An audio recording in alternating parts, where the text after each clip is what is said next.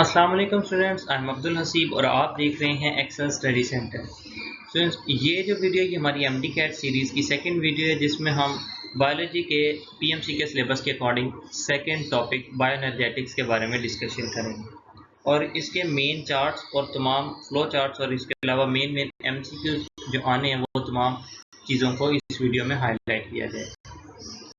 So let's start our video.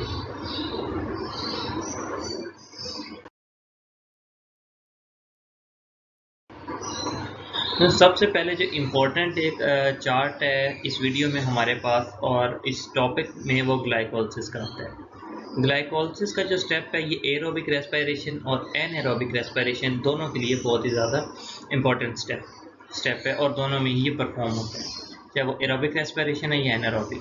अब इस glycolysis के हमारे पास टोटल 10 स्टेप्स हैं।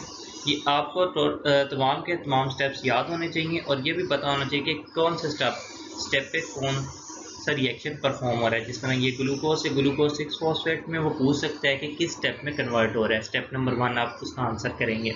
इसी तरह स्टेप नंबर 2 में ग्लूकोज 6 फॉस्फेट से फ्रुक्टोज 6 फॉस्फेट में वो कन्वर्ट हो रहा है। इस तरह आपने इस पूरे ग्लाइकोलिसिस के चार्ट को लर्न करना है। इसके अलावा आपने यहाँ पर इनके जो मेजर एंजाइम्स हैं उनको भी लर्न करना है कि कौन सा एंजाइम क्या परफॉर्म कर रहा है, कौन सा स्टेप पे कौन से एंजाइम की ज़रूरत है। अब ये एक निमोनिक है जो कि आपको ग्लाइकोलिसिस के स्टेप लर्न करने में ईज प्रोवाइड करेगा। Good girl friend fill glass daily by 3 pg and 2 pg and play ping pong and ludo. ये जितने भी उनके फर्स्ट लेटर हैं वहाँ से ये आपका सेंटेंस बन रहा है और आप इजीली इस तरह ग्लाइकोलिसिस के जितना एक टेबल है वो उसको लर्न कर सकते हैं सारे स्टेप्स को। अब नेक्स्ट स्लाइड में हमारे पास डिफरेंस आ जाता है एरोबिक रेस्पिरेशन और एनएरोबिक रेस्पिरेशन।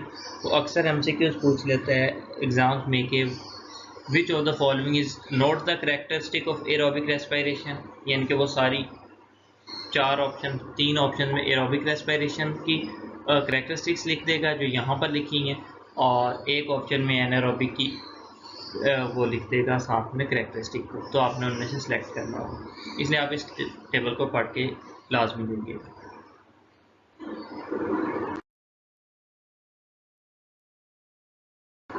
और इसमें मैं आपको एक और बात भी बताना चाहता हूँ कि इस वीडियो के बाद हम नेक्स्ट वीडियो में बायोएनर्जेटिक वाले टॉपिक से रिलेटेड किप्स के स्टेप्स के और यूएचएस के कुछ इंपॉर्टेंट एमसीक्यूज शेयर करेंगे जिनको आप प्रैक्टिस करके इस सारे टॉपिक को 100% कवर कर सकते हैं। पहले आप अपनी बुक से पढ़ें, फिर इधर से उसकी क्विक रिवीजन कर लें, उसके बाद आप नेक्स्ट स्टेप करें कि वो जो एमसीक्यूज आपके साथ शेयर किए जाएंगे उनको आप एक दफ़ा सॉल्व कर लीजिएगा। अब ये क्रैब साइकिल का आपके पास आ जाता है साइकिल। अब इस साइकिल में आपने ये पूरा कंप्लीट साइकिल को लर्न करना है। अब ये जो क्रैब साइकिल है ये कंटिन्यूशन है एरोबिक रेस्पिरेशन की, और एनएरोबिक रेस्पिरेशन में क्या होता है, जो आपका एसिटाइल कोए है वो कन्वर्ट हो जाता है लैक्टिक एसिड में या अल्कोहलिक फर्मेंटेशन हो जाती है उसकी। लेकिन अगर ऑक्सीजन प्रेजेंट है तो वो क्रैब साइकिल में एंटर हो जाता है और ये सारा आपका क्रैब साइकिल चलेगा।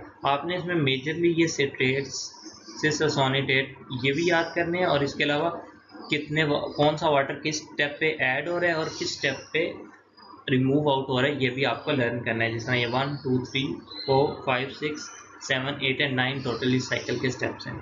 अब इस साइकिल को लर्न करने के लिए भी हमारे पास एक बहुत ही ज़्यादा इजी निमोनिक है, वो है can I ask some super fantastic memes on. अब ये देखिए, सिट्रेट से isocitrate, alpha keto glutarate, succinyl CoA, succinate, fumarate, malate और ऑक्सैलो एसीटेट, यानी कि ये पूरा एक साइकिल आप इस तरह इजीली लर्न कर सकते हैं। अब ये जो लास्ट पे है ये कंप्लीट एक समरी है आपकी रेस्पिरेशन की। ये देखिए यहाँ पर ये पहले ग्लूकोज आया यानी कि ग्लाइकोलिसिस वाला स्टेप हुआ, ग्लाइकोलिसिस के बाद क्रैब साइकिल और क्रैब साइकिल के बाद फिर आपका ये इलेक्ट्रॉन ट्रांसपोर्ट चेंज होकर माइटोकॉन्ड्रिया में आपका स्टेप्स होते हैं वो इधर सारे शो कर दिए गए हैं। अब ये जो पेज लिया गया ये फेडरल की बुक से लिया गया और यहाँ पर एक इम्पोर्टेंट नोट है जो कि आपका एमसीक्यूज में अक्सर पूछा जाता है एमडी कैट में, जबकि ये पीएमसी आई है और उसके बाद से इनकी ये यहाँ पर कहता है कि बेसिकली जो यूकैरियोट्स हैं उसमें टोटल जो नंबर ऑफ प्रोड्यूस होते हैं एटीपीज वो होते हैं,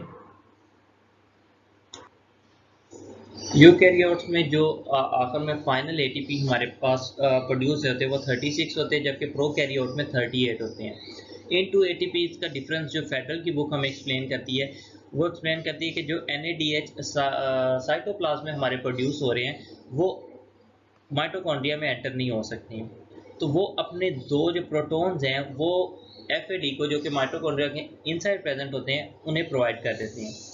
NAD ने 3 आपके ATP प्रोड्यूस करने होते हैं, जबकि FAD ने 2 प्रोड्यूस करने होते हैं। जब 2 NAD अपने 2 प्रोटॉन्स 2 FADs को दे देते हैं तो 2 नंबर ऑफ ATPs लेस हो जाते हैं प्रोकैरियोट की निस्बत, क्योंकि प्रोकैरियोट में कोई माइटोकॉन्ड्रिया वगैरह प्रेजेंट नहीं होता, उनका सारा जितना भी ये रेस्पिरेशन का प्रोसीजर है वो साइटोप्लाज्म में ही टेक प्लेस हो रहा होता है।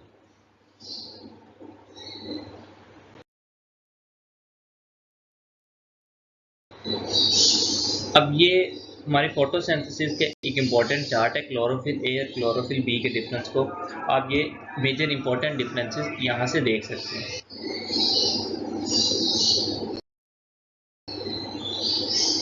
और ये लाइट रिएक्शंस और डार्क रिएक्शन का कुछ डिफरेंसेस हैं, इनको भी आप नोट कर लीजिएगा।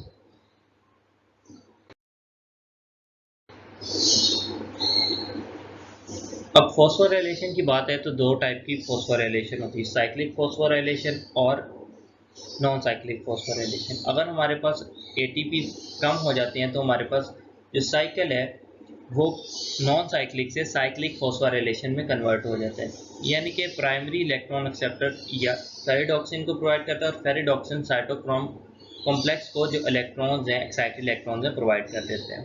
इसकी वजह से ये जो येलो कलर में हाईलाइटेड साइकिल है ये आपका स्टार्ट हो जाता है, जब तक कि ATP की ज़रूरत कंप्लीट नहीं हो जाती।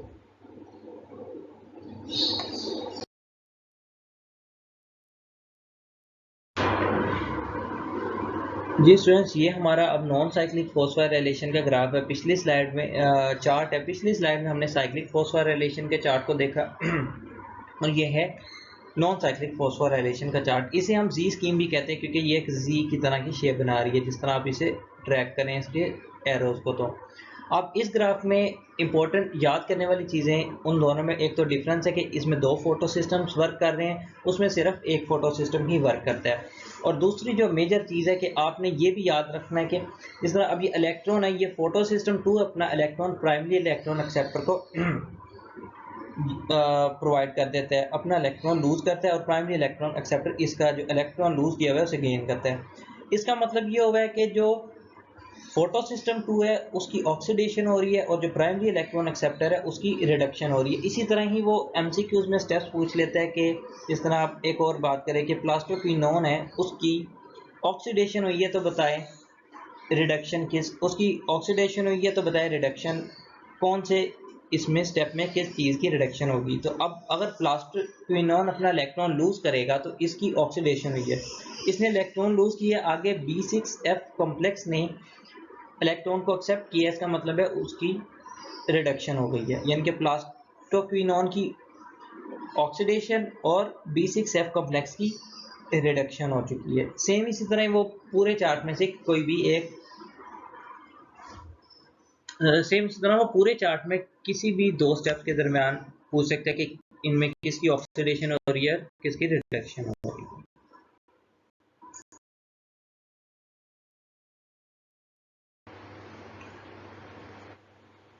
अब यहाँ पर एक छोटा सा कंपैरिजन इन्होंने दिया हुआ है साइक्लिक और नॉन साइक्लिक फॉस्फोराइलेशन का, इसे आप देख सकते हैं और ये MCQs में आपको हेल्प करेगा। एक मेजर डिफरेंस है कि जो नॉन साइक्लिक फॉस्फोराइलेशन है उसमें सिर्फ फोटो सिस्टम 1 और 2 दोनों इंक्लूडेड, दोनों ही वर्क करते हैं। और जिस तरह कि हमने पीछे चार्ट में देखा कि जो फोटो सिस्टम 1 इंक्लूड होता है, सिर्फ साइक्लिक में इसमें फोटो सिस्टम 2 का कोई रोल नहीं होता है। It is a normal process. और मैंने जैसा कि आपको पहले बताया था चार्ट एक्सप्लेन करते वक्त कि साइक्लिक फॉस्फोराइलेशन तब होती है जब ATP आपके पास डेफिशिएंट हो और NADPH आपके पास एक्सेस में प्रेजेंट हो। जबकि नॉन साइक्लिक जो फॉस्फोराइलेशन है वो एटीपी और एनएडीपीएच दोनों चीज़ों को जनरेट करती है।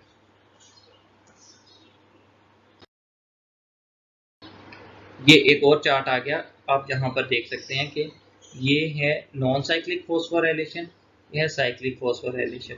नॉन साइक्लिक फॉस्फोराइलेशन में P680 और P700 दोनों फोटो सिस्टम्स वर्क कर रहे हैं, जबकि साइक्लिक फॉस्फोराइलेशन में सिर्फ P700 ही अपना रोल प्ले कर रहा है।